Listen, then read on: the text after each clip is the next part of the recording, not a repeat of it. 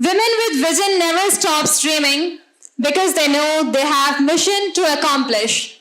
A woman with vision is unstoppable. A woman who is always increasing her skills, multiplies, and along with the passion, these women are undeniable. I would like to call all the panelists with the vision to come on stage and take their seats for the wonderful discussion. I feel honored to call Ms. Malka Khan on stage. Madam, please come and take your seat. Ms. Malka Khan, a provisional manager at Aurat Foundation and human rights activist.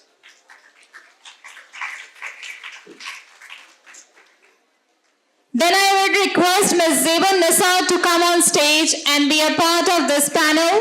Ms. Zeba Nisa is DSP Sindh Police Department.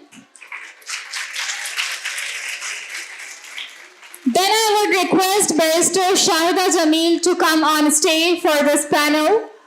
Barrister Shahida Jamil, Advocate, High Court of Sindh, former Federal Minister of Law, Justice and Human Rights and Parliamentary Affairs, Professor for the Master Law Program, first woman as Provincial Law Minister, Federal Minister for Environment and Rural Development. Then I would request Moderator Ms. Sana Khan to join this panel. Ms. Sana Khan is an Assistant Professor in School of Law from University of Karachi. Thank you. Bismillahirrahmanirrahim. Assalamu alaikum everyone. Good afternoon. Well, you guys must be hungry, so I'll keep my conversation crisp and I request everyone on the panel, so please take care of the time because already too much time has been left. So, aaj hum abhi discuss karenge women with vision. Vision देखना. So ma'am मुझे बताएं आप लोग कैसे अपने आप को देखते थे और आज अब माशाल्लाह everyone of you is so accomplished. सो उस विजन में when you first thought about it and now, so what has changed and how you have evolved. या we can start with ma'am Shahida. Thank you. First of all, thank you for asking me and inviting here, or in such a lovely array of young people. I would like to start with one reality. 1947 में और उससे पहले सिर्फ 5% कोटा होता था अक़लियतों का universities में, और उस अक़लियतों में मुसलमान, सिख, बुद्धिस्ट और पारसी होते थे. 5%. आज माशाल्लाह पाकिस्तान बना है. खुशी मुझे ये देख महसूस होती है कि ना तो हमारे पास सिर्फ 1 या 2 या 3 यूनिवर्सिटीज़, हमारे पूरे पाकिस्तान में यूनिवर्सिटीज़ फैली हैं और आज हमारे सामने इतनी बच्चियां और लड़के मौजूद हैं जो तालीम हासिल कर रहे हैं. ये पाकिस्तान की बहुत बड़े कायदे आज़म की जो ख्वाब है आज वो सामने नज़र आती है माशाल्लाह. सो आज आप जो अपने आप को तालीम की तरफ ला रहे हैं, हमारी जो ज़िंदगी शुरू हुई 45 से पहले. 45 से पहले हालात बहुत ख़राब थे, बड़े मुश्किलात थे. मुश्किल से इंसान को या मुसलमानों को कोई नौकरी मिलती थी या कुछ मिलता था. बहुत मुश्किल हालात थे. पाकिस्तान बनने के बाद हम लोग यहाँ आए. जब हम यहाँ पहुँचे तो हमें नज़र आता है तालीम वो दरवाज़ा था जो हमें आज यहाँ तक पहुँचाया. तालीम की अहमियत समझिए. तालीम ये नहीं है कि आप बैठ के सिर्फ रट्टा लगाएं या फिर आपको असाइनमेंट मिले तो आप उसको कट पेस्ट कॉपी करके उसको डाल दें. वो आगे जाके आपके लिए मुश्किल होगा. अगर अभी आप ये वक्त नहीं इस्तेमाल करेंगे मालूमात में इजाफा करने की, तो कल आप जब बैठेंगे और मैदान में आएंगे तो मुकाबला इतना सख्त होगा और आपकी मालूमात महदूद होंगी. जो ज़्यादा जानता है वो आगे जाएगा. ये याद रखिएगा. मैं हूँ वकील, बैरिस्टर बनी. सारे मेरे ख़ानदान ने मेरा साथ दिया, मेरे बड़ों ने साथ दिया. उसमें वालिद और वालदा, उसमें हमारे नाना, हमारे रिश्तेदार सब शामिल थे और हमारे ख़ानदान के अंदर औरतों को तालीम दी गई. تو ہم آگے بڑھے. جو چیز میری خوش قسمتی کہ شادی کے بعد بھی ہمارے ہسبینڈ بھی وکیل تھے, بیرسٹر, اور ہم دونوں میدان میں آئے اور ہم نے اپنی پریکٹس شروع کی. اور پریکٹس شروع کرتے کرتے کرتے جب ہم آئے سامنے تو سب سے پہلے یہی بات آئی کہ یہ عورت ہے. ہمارے اس زمانے میں جب ہم بیرسٹر بنے تھے تو میں تیسری بیرسٹر تھی پاکستان کی. پہلے تھی مس رابعہ قاری, اس کے بعد سلمیٰ سبحان میری کزن, اس کے بعد میں بنی. بہت کم خواتین تھیں میدان میں. کچھ LLB کر کے خواتین موجود تھیں. ثریا احمد پائی بہت بڑی جج تھیں, ہماری ڈسٹرکٹ جج, بہت نمایاں اور زبردست خاتون. اگر وہ آج زندہ ہوتی تو میں سوچتی ہوں وہ سب سے پہلی ویمنس چیف جسٹس بنتی, اتنی لائق خاتون تھی. تو ان کو دیکھتے ہوئے ہم لوگ سب آگے بڑھے. تو سب سے پہلا سبق یہ تھا کہ جب ہم آئے جج کے سامنے تو جج نے سوچا یہ عورت ہے, پتہ نہیں کیا کرے گی. تو ان کا رویہ بڑا سارا ہلکا پھلکا تھا. تو ہمارے شوہر نے ہمیں یہ کہہ دیا تھا کہ کچھ مت سوچنا, موو اپنے ہدف کی طرف, سوچ سمجھ کے جواب دو, پرواہ مت کرو وہ کیا سوچتے. اور وہی میں نے کیا. اور سمجھیے کہ 10-15 منٹ کے اندر ہم نے بیانات جو شروع کیے, اس وقت جج بھول گئے کہ عورت کون ہے, مرد کون ہے. مسئلہ اٹھا اور مسئلے کی طرف ہم چل پڑے. اس چیز نے مجھے سکھایا کہ کوئی عورت کو رکنا نہیں چاہیے, اچھے عزم کر کے وہ آگے بڑھتی ہے. کبھی مت گھبرائیے, کبھی مت پریشان ہو, آپ کو آگے بڑھنا. آپ نے سنا یہاں پہ خاتون تھیں جو اوشیانوگرافی کی بات کر رہی تھی, انہوں نے خواب کی بات کی. انہوں نے وہ خواب کی بات کی اور کہا کہ ڈٹرمنیشن کے ساتھ, جس کو ہم کہتے ہیں عزم, عزم کے ساتھ بڑھیے, صحیح طریقے سے بڑھیے, آپ کو کامیابی حاصل ہوگی. جب میں منسٹر بھی بنی تو اس وقت یہ ہوا کہ خواتین ہیں, ہم لوگ 3 لیڈیز تھیں کیبنٹ میں, اور کیبنٹ کے اندر ہم کوئی تجاویز دیں یا کوئی تجویز دیں تو نتیجہ یہ ہوتا کسی نام اگر وہ کامیاب ہے تو کسی مرد منسٹر کے نام وہ ڈال دیتے منٹس میں. ہم نے اس پہ احتجاج کیا, ہم نے کہا بھائی ہم نے دی تجویز, نام کریڈٹ ہمیں ملنا چاہیے. مگر آہستہ آہستہ انسان سوچتا کہ سو واٹ, بولتے جاؤ, کرتے جاؤ, کام کرتے جاؤ, اور سارے کام کرنے پڑے جیسے مرد کر رہے ہیں. یہ سوچنا کہ مرد, یہ عورت کے دشمن ہے, بیکار بات ہے. حقیقت ہے کہ مرد کا دشمن ہے, مرد کو مارتا ہے, مرد کی مقابلہ کرتا ہے. مگر وہ مرد سیکھتا ہے دوسرا کہ ہم مقابلہ کرتے جائیں گے. یہی چیز ہمیں بھی سیکھنا ہے. کچھ نہیں سوچنا ہے کہ کون کیا کہہ رہا ہے, صحیح بات کیجیے, غلط بات نہیں, اور صحیح معنوں میں آگے بڑھیے, آپ کو کامیابی ملے گی اور انشاءاللہ آپ بہت آگے جائیں گے. ایک بہت پرانا محاورہ ہے مردوں کا, کیا ہے وہ,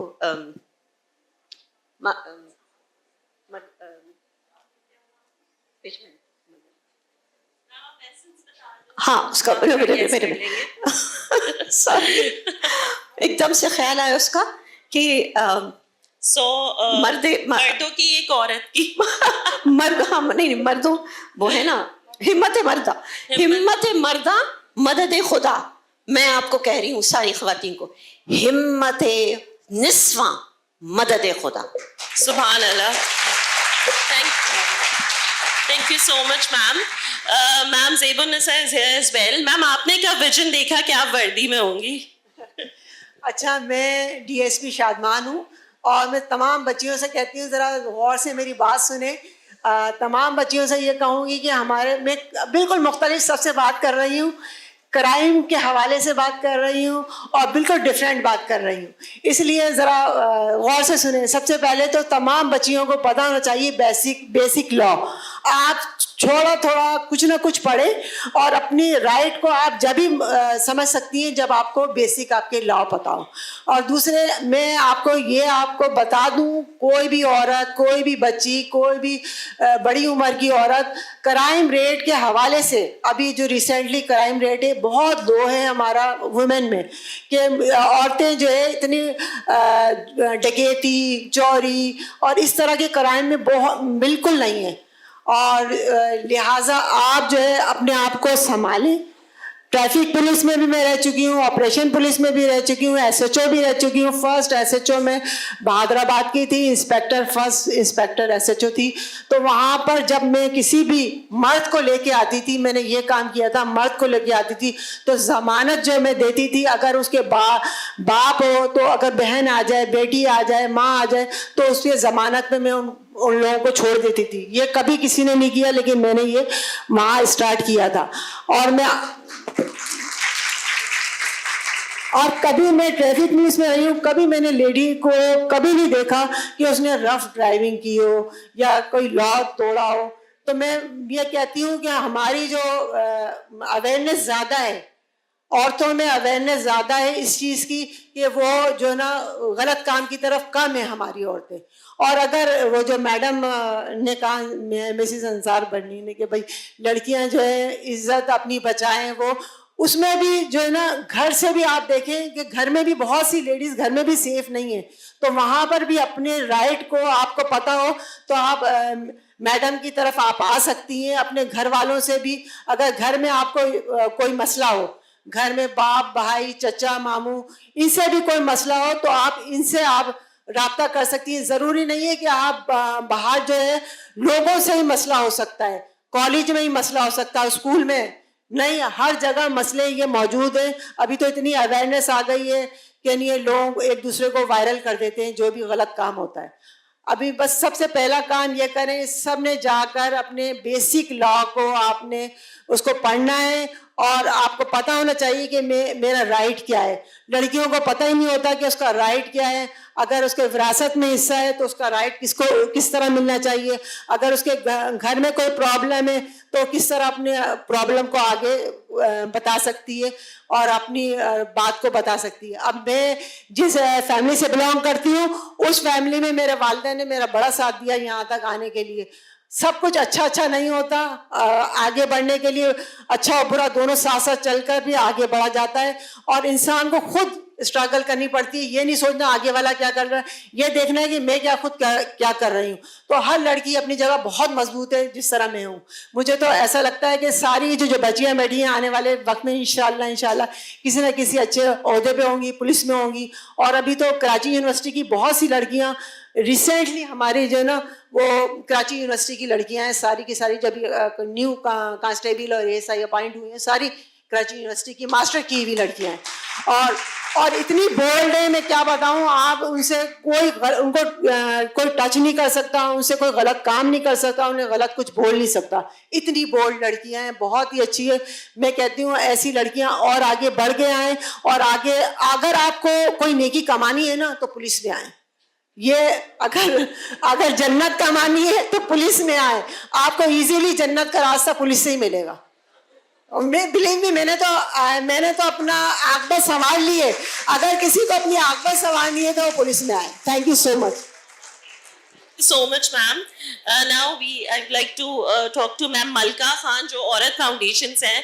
So ma'am, NGOs کا کتنا perception change ہوا ہے? What is the vision of NGO now? کیونکہ ابھی تو میم نے بھی بولا بڑی بہادر ہو گئی ہیں عورتیں. So اب کیا vision ہے NGOs کا, پلیز اس بارے میں بتائیں. Thank you. جی بہت شکریہ. میں ویمن اسٹڈی ڈپارٹمنٹ کا شکریہ ادا کرتی ہوں کہ انہوں نے مجھے یہاں مدعو کیا اور آپ سب کے سامنے بات کرنے کا موقع دیا. دیکھیں, جب عورت فاؤنڈیشن بنی تھی تو ہم نے یہ سوچا تھا کہ ہم صرف ایگریکلچر ویمن کے ساتھ کام کریں گے, ان کے جو ایشوز ہیں ان کے ساتھ کام کریں گے. لیکن آہستہ آہستہ اور بھی بہت سارے ایشوز آنے لگے. کسی نے کہا جی میرے شوہر نے تو اتنا ظلم کیا, میں اس کے ساتھ رہنا نہیں چاہتی, مجھے کھلا چاہیے. کسی نے کہا میرے بچے رکھ لیے تو مجھے میرے بچے دلائے جائیں, یا کسی نے کہا جی طلاق دے دیے تو نان نفقہ چاہیے. تو پھر یہ سوچا گیا کہ اچھا اس کا مطلب یہ ہے کہ ہمیں ایگریکلچر ویمن کے ساتھ نہیں بلکہ ہر عورت کے ساتھ کام کرنا پڑے گا. تو 1986 میں عورت فاؤنڈیشن بنی تھی. اس وقت ہمیں 38 ایئرز ہو گئے کام کرتے ہوئے, اور میں کہتی ہوں کہ ہماری ٹرین کے ڈبے میں جو چڑھتا ہے اس کا اسٹاپ نہیں آتا, وہ کسی بھی اسٹیشن پہ وہ اترتا نہیں ہے. کیونکہ ان 38 ایئرز میں جو لوگ عورت فاؤنڈیشن کے ساتھ جڑے ہیں وہ آج تک ہمارے ساتھ جڑے ہوئے ہیں, اور وہ باقی لوگ اور بڑھتے جا رہے ہیں. تو اس لیے میں کہتی ہوں کہ جو ہمارے ڈبے میں بیٹھ جاتا ہے اس کا کوئی اسٹیشن نہیں آتا, وہ کبھی نہ کبھی کسی نہ کسی حوالے سے ہم سے ضرور رابطہ کر رہا ہوتا ہے اور بات کر رہا ہوتا ہے. جہاں تک ویمن امپاورمنٹ کی بات ہے تو میں بتاؤں کہ عورت فاؤنڈیشن پہلی تنظیم تھی جس نے یہ آواز اٹھائی کہ عورتوں کو 33% نمائندگی دی جائے. ہم نے اس کے لیے 8 سال تک کیمپین چلائی, مختلف سیاسی جماعتوں کے ساتھ ہم بہت کلوزلی کام کرتے رہے. تو آپ کو پتہ ہے کہ 36,600 خواتین جو تھی وہ یونین کونسل لیول پہ ڈائریکٹ الیکشن کا حصہ بنی, اور 40,000 عورتیں اس ملک کی سیاست میں پہلی دفعہ آئیں. پاکستان کی ہسٹری میں اتنی بڑی تعداد میں عورتیں سیاست میں آئیں, جبکہ ہماری بڑی بڑی سیاسی جماعتیں کہتی تھیں کہ ہمارے ملک میں ایسی عورتیں نہیں ہیں جو سیاست میں آئیں گی, اور ان عورتوں نے بہت بڑے بڑے کام کیے. میں آپ کو بتاؤں کہ جب یہ ہمارے الیکشن ہوئے تھے سن 2001 میں, تو آپ بتائیں کہ عمر کوٹ سے کیا کوئی M N A M P A اتنے عرصے میں نہیں بنا ہوگا؟ یقیناً بنے ہوں گے لوگ, لیکن ایک کاؤنسلر کی کوششوں سے جو ہے وہ میٹھا پانی ان کے گاؤں تک پہنچا. حالانکہ مرد بھی سوچ سکتے تھے لیکن ایسا نہیں سوچا گیا. خواتین کو اعزازیہ نہیں ملتا تھا لیکن انہوں نے بہت سارے کام کیے. میں آپ کو 40,000 کہانیاں سنا سکتی ہوں یہاں پر, لیکن میں چھوٹی چھوٹی سی آپ کو باتیں بتاتی چلوں. جیسے ٹھٹا میں ایک شادی ہو رہی تھی, ہماری کاؤنسلر کے برابر والا گھر تھا, وہ چلی گئی اپنے کسی کام سے, واپس آئیں تو انہوں نے دیکھا کہ وہاں جھگڑا ہو رہا تھا. معلوم کیا جا کے پتہ چلا بچی کے والدین نہیں تھے. ماموں کہتے تھے میں اپنے گھر شادی کر کے لے کے جاؤں گا, پھوپھی کہتی تھی میں اپنے گھر لے کے جاؤں گی. تو جھگڑا بڑھتا گیا. انہوں نے کہا اچھا ایک منٹ. وہ واپس گئی. آج سے 15 سال پہلے ہمارے یہاں ہر ہاتھ میں موبائل نہیں تھا. وہ گئی پی سی او پہ, انہوں نے کال کری 15 پہ, پولیس کو بلایا اور پولیس کی موبائل سے کہا بس آپ کچھ کرنا نہیں, آپ کھڑے رہیں. بچی سے پوچھا کس سے شادی کرنی ہے؟ اس نے جس سے بھی کہا ہوگا, ماموں کے بیٹے سے, پھوپھی کے بیٹے سے. وہ قاضی سے کہا اس کے ساتھ اس کا نکاح پڑھا دو. قاضی نے نکاح پڑھایا, لوگوں نے کھانا وانا جو بھی کچھ تھا کھایا اور رخصتی جو ہے وہ آرام سے ہو گئی. باہر پولیس والوں سے کہا بہت شکریہ آپ لوگ آئے تھے, اب آپ جا سکتے ہیں. اب آپ دیکھیں کہ اس شادی میں کم سے کم بھی ہوں گے تو کوئی 200-300 لوگ تو ہوں گے. ٹھیک ہے, کسی مرد نے کسی عورت نے نہیں سوچا کہ وہ یہ ڈیسیجن لیں, لیکن کیونکہ وہ ایک خاتون جس کو ایک نام ملا ہوا تھا کہ میں کاؤنسلر ہوں, میں نے اس علاقے کے لوگوں سے ووٹ لیے, اس نے یہ ڈیسیجن لیا. ورنہ تو وہاں پہ پتہ نہیں کتنی جانی نقصان ہو جاتے اور پھر وہ قبائلی جھگڑے شروع ہو جاتے. تو کہنے کا مطلب ہے کہ جب آپ کو کوئی ذمہ داری ملتی ہے تو آپ اپنا رول جو ہے وہ ادا کرتے ہیں. تو اس طرح کی کوئی 40,000 کہانیاں میں آپ کو سنا سکتی ہوں. عورت فاؤنڈیشن نے 6 کتابیں شائع کی ہیں, آنگن سے ایوان تک, کہ وہ عورت جو گھر سے باہر نہیں نکل سکتی تھی, جو دروازہ نوک ہونے پر کہتی تھی کہ گھر میں کوئی نہیں ہے, یعنی کہ جو اس کی بھی موجودگی ہوتی تھی وہ کہتی تھی گھر میں کوئی نہیں ہے. تو آج وہ عورت آنگن سے نکل کے ایوان تک کیسے پہنچ گئی, اس نے کون کون سے بیریئر ہٹائے کہ وہ اسمبلی تک پہنچ گئی, وہ قومی اسمبلی تک, صوبائی اسمبلی تک اور نیشنل اسمبلی تک پہنچ گئی. تو ہم نے اپنے باقاعدہ جو ہمارے گراس روٹ لیول سے پروجیکٹ ہے ان کو ہم نے اسٹیپ بائی اسٹیپ جو ہے وہ ان کو آگے بڑھاتے گئے, خواتین کو آگے لاتے گئے. مگر میں یہاں پہ یہ بھی کہوں گی کہ ہمارے یہاں اس وقت جو ہمارا لوکل گورنمنٹ سسٹم ہے اس میں یوتھ کی ایک سیٹ جو ہے وہ رکھی گئی ہے. 5% کوٹا جو ہے وہ یوتھ کو مطلب ملا ہے, اسی طرح ٹرانسجینڈر کو ملا ہے, اور ہمارے پی ڈبلیو ڈی جو پرسن ہے. تو میں چاہوں گی کہ ہم اس یہاں پر ایک یہاں سے ریکمنڈیشنز بھی جائے کہ قومی اسمبلی, صوبائی اسمبلی اور سینٹ میں ہر لیول پہ یوتھ کی سیٹ جو ہے وہ ہونی چاہیے تاکہ یوتھ جو ہے وہ اپنا رول ادا کر سکے. دوسرا میں یہاں پہ یہ بھی کہوں گی کہ آپ کو پتہ نہیں, مجھے یہاں جو ہمارے اتنے سارے اسٹوڈنٹ بیٹھے ہیں آپ کو معلوم ہے یا نہیں, 2018 میں سندھ اسمبلی نے یوتھ پالیسی پاس کی تھی. آج تک اس کے اوپر کوئی امپلیمنٹیشن نہیں ہوا. ہمارے یہاں کچھ لوگ جو ہمارے وہ جو ایک ساتھی تھے بات کر رہے تھے کہ انہوں نے کہا کہ جی ہم کچھ ایسی پالیسیز لے کر آ رہے ہیں جس میں جو آؤٹ آف اسکول بچے ہیں ہم ان کے لیے بھی کام کریں گے. تو جو یوتھ پالیسی ہے اس کے اندر یہ ساری چیزیں موجود ہیں کہ وہ بچے جو یونیورسٹیز میں پڑھ رہے ہیں, جیسے آپ دیکھیں کہ ہمارے جو میڈیکل کے اسٹوڈنٹ ہوتے ہیں ان کو ہی 1 سال کا ایکسپیرینس کے لیے وہ ہاؤس جاب کر رہے ہوتے ہیں, جب وہ پڑھ کے جاتے ہیں تو ان کے پاس وہ ایکسپیرینس ہوتا ہے. لیکن ادرس جو ڈگریز ہوتی ہیں اس میں ان کے پاس کوئی ایکسپیرینس نہیں ہوتا. جب آپ جاب کے لیے جاتے ہیں کہتے ہیں نہیں آپ کے پاس ایکسپیرینس نہیں ہے. تو یوتھ پالیسی کے اندر یہ موجود ہے کہ اگر کوئی اکنامک پڑھ رہا ہوگا تو ان کو بینکوں کے ساتھ ریلیٹ کیا جائے گا, اگر کوئی پالیٹکس پڑھ رہا ہوگا تو سیاسی جماعتوں کے ساتھ ان کو انگیج کیا جائے گا, اگر کوئی سوشل ورک یا سوشیولوجی پڑھ رہا ہے تو اس کو سماجی تنظیموں کے ساتھ جو ہے وہ انوالو کیا جائے گا. مسئلہ یہ کہ ہمارے یہاں سندھ اسمبلی بہت پروگریسو اسمبلی ہے, پوری دنیا میں پورے پاکستان میں جو ہے وہ اس کا مانا جاتا ہے, اور یہاں پہ بہت زیادہ عورتوں کے حوالے سے لیجسلیشن ہوئی ہے, لیکن امپلیمنٹیشن کی جو ہے وہ بہت زیادہ کمی ہے, جس کے لیے ہمیں آواز اٹھانا چاہیے. اور میں آپ سب لوگوں سے کہوں گی کہ آپ لوگ اپنی اپنی فیس بک سے اپنے اس سے ڈیمانڈ کریں حکومت سے, کیونکہ اب یہ نئی حکومت آئی ہے, کہ جو یوتھ پالیسی بنی ہے اس کے اوپر امپلیمنٹیشن ہونا چاہیے, اس کے اوپر اس کی لیجسلیشن ہونی چاہیے, تاکہ آپ سب لوگوں کو اس کا بینیفٹ مل سکے. اور ہم جیسے لوگ جو ہیں وہ ہم تو لا بنانے کے لیے کام کرتے ہیں. آپ کو پتہ ہے کہ ہمارے یہاں 8 مارچ 2013 کو ڈومیسٹک وائلنس کا لا پاس ہوا, اور یہ اتنی آسانی سے نہیں ہو گیا. ہم صبح 8:30 بجے اسمبلی کے گیٹ پہ کھڑے ہوتے تھے, اور ہر سال ہم ایک رپورٹ شائع کرتے تھے وائلنس اگینسٹ ویمن کے حوالے سے, جس میں ہم بتاتے تھے کہ پورے پاکستان میں کتنی عورتوں کو قتل کر دیا گیا, صوبے میں کتنی عورتوں کو قتل کر دیا گیا, ڈسٹرکٹ میں کتنی عورتوں کو قتل کر دیا گیا, لیکن کوئی قانون نہیں ہے. ایک عورت ساری رات پٹتی ہے, پورا جسم نیلا ہو گیا, جب ہاسپٹل میں گئی تو وہ کوما میں پڑی ہوئی ہے, اور وہ بیان دینے کے قابل نہیں ہے, 2 دن کے بعد وہ مر گئی.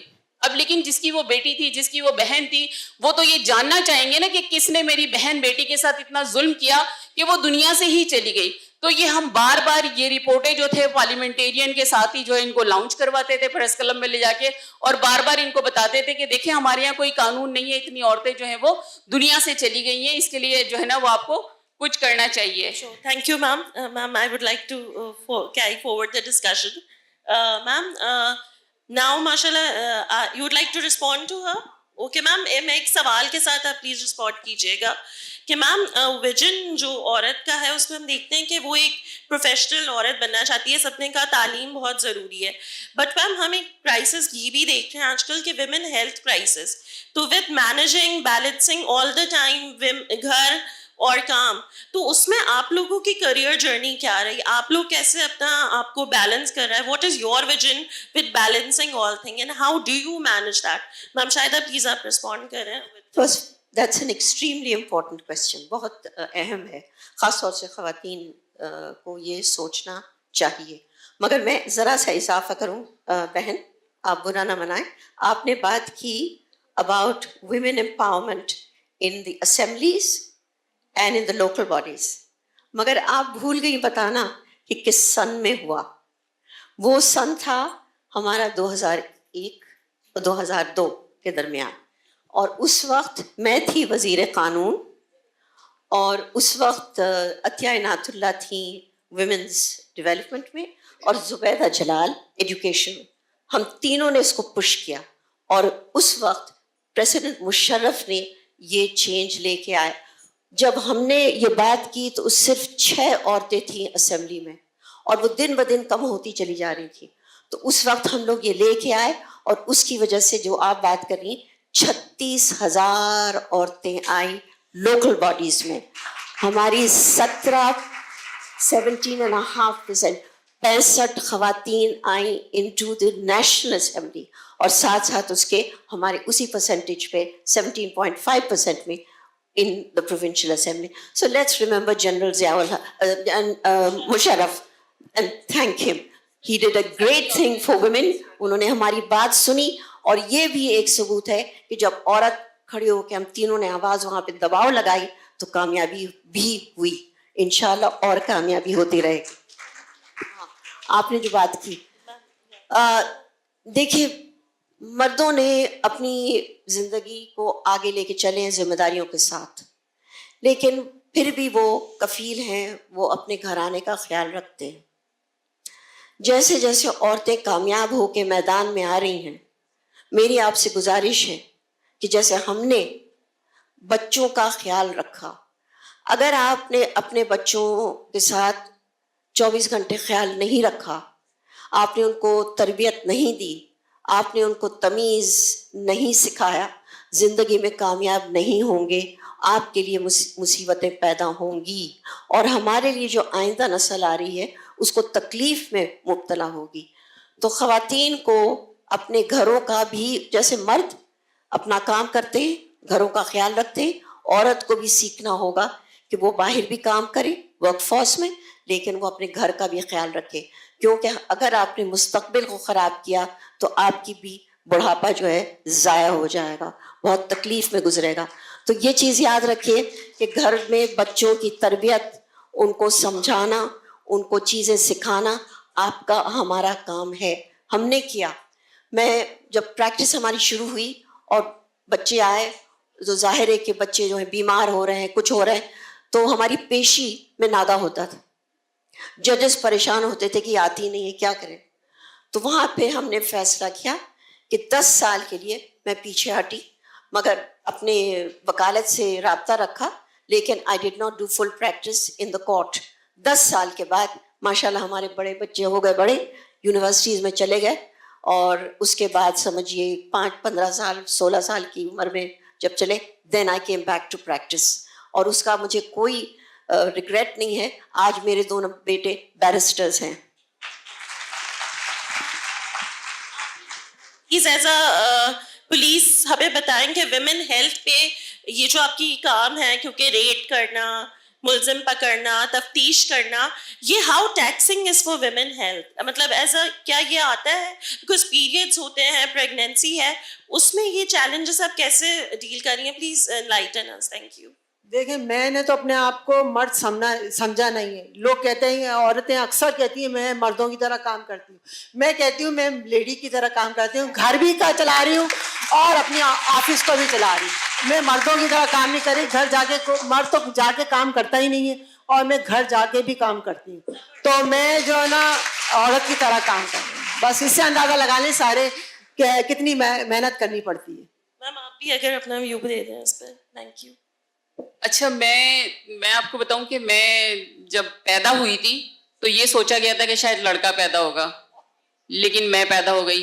थोड़ा सा जब मैं ज़रा समझदार हुई, जब मैंने ये आवाज़ें सुनी, तो मैंने सोच लिया था कि मैं लड़का बन के दिखाऊंगी. ठीक है, तो मैं समझती हूँ कि मैंने अपने इस अज़म को पूरा किया. 94 में मेरे फादर चले गए, और उसके 3 साल के बाद मेरी मदर चली गई, और पीछे मेरे 6 बहनें छोड़ गई थी जिनकी जिम्मेदारी मेरे ऊपर थी. मैंने अपनी 6 बहनों को पढ़ाया. मेरी 6 बहनों ने मास्टरेट किया है, 3 बहनों ने सोशियोलॉजी में मास्टरेट किया है, एक मेरी बहन वकील हैं, एक जो है वो टेक्सटाइल डिज़ाइनिंग में डिप्लोमा किया है, एक किसी स्कूल में प्रिंसिपल हैं. तो इस तरह जो है वो अल्लाह का शुक्र है कि मैंने बच्चे पैदा नहीं किए, लेकिन वो सारी जिम्मेदारियां जो थी अदा की. और मैं कोई 15-15 दिन तक फील्ड में होती थी, और वहां पर भी फील्ड में भी कोई आपको इतनी आसानी से कोई सारे काम नहीं हो जाते थे. अगर एक और आपको कहानी बता दूं, मैं एक दफ़ा उमरकोट गई, तो जैसे ही उमरकोट के अंदर मैं दाखिल हो रही थी, वहां पे आग जल रही थी.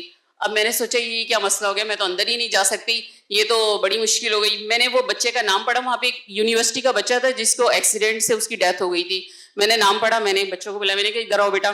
कहने लगे जी. मैंने कहा ये इस बच्चे का घर कहाँ पर है? तो एक दूसरा बच्चा, मुझे सिंधी समझ आती है लेकिन मुझे बोलना नहीं आती, वो कहने लगा नहीं ये बहुत देर से खड़ी हुई है, जाना चाह रही है कि इसको ये झूठ बोल रही है. मैंने कहा ये मुकेश कुमार का घर कहाँ है, मुझे ज़रा आओ, मैं इनके साथ पुरसे के लिए मुझे इनके घर जाना है. तो मैं बच्चे से कहा मेरी गाड़ी में बैठो. मैं पहले उनके घर गई, मैंने उनकी मदर से, उनके फादर से पुरसा किया, और उनको हमने बताया कि यहाँ पे हमारा एक यूथ ग्रुप है, तो हम उन सबको भी लेकर आएंगे और आपके बेटे के साथ जो है वो इंसाफ होगा. उन्होंने जो एहतजाज किया था. अगले दिन ही डीसी ने हर जगह रोड पे स्पीड ब्रेकर बना दिए थे ताकि लोग बुरी तरीके से गाड़ियां ना चला के गुजरें.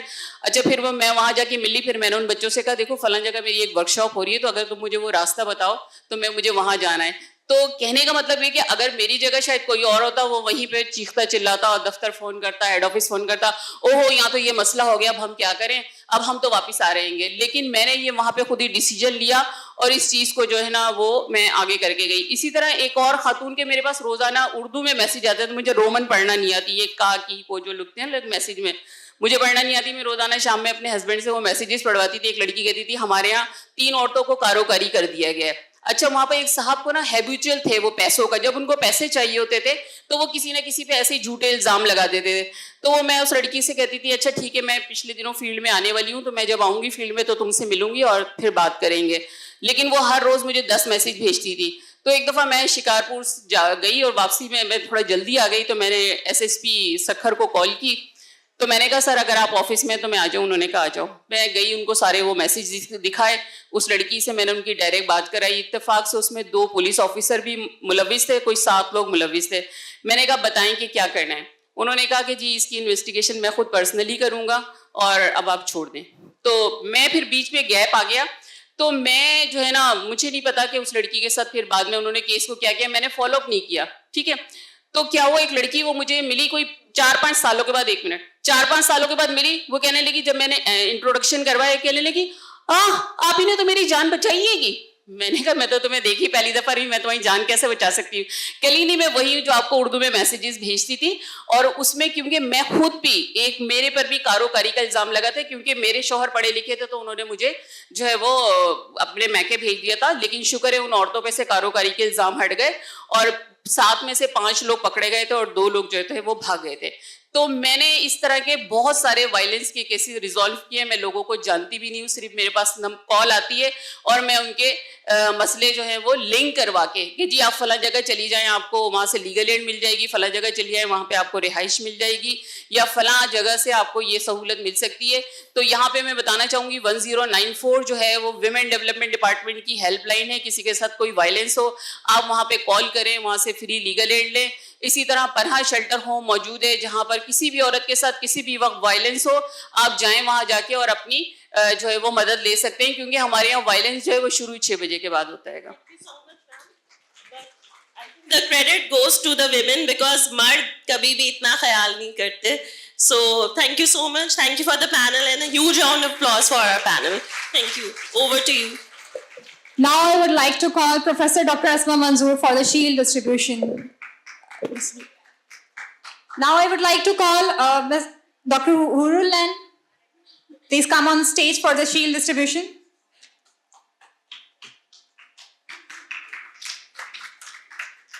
Ma'am Malka Khan, please come to receive your shield from Madam Hurul and Dr. Asma Manzoor. I would request Madam Shahida Jameel to receive your seal from Dr. Asma Manzoor and Ma'am Hurul Lan.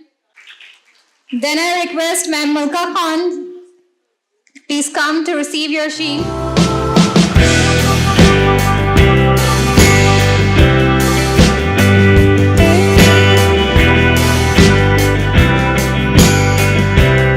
Madam Zebun Nisa, please come to receive your shield. My sincere thanks to all the panelists and moderator for making our event special and sharing your valuable thoughts. Thank you.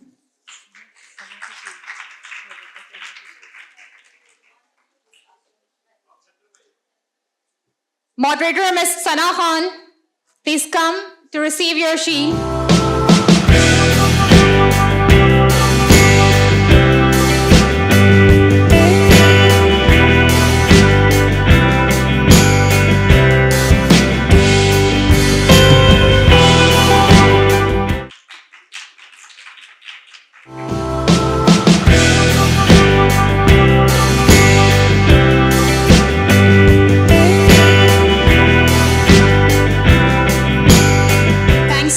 Panelist and moderator as well. As we are moving toward the next panel, over to you.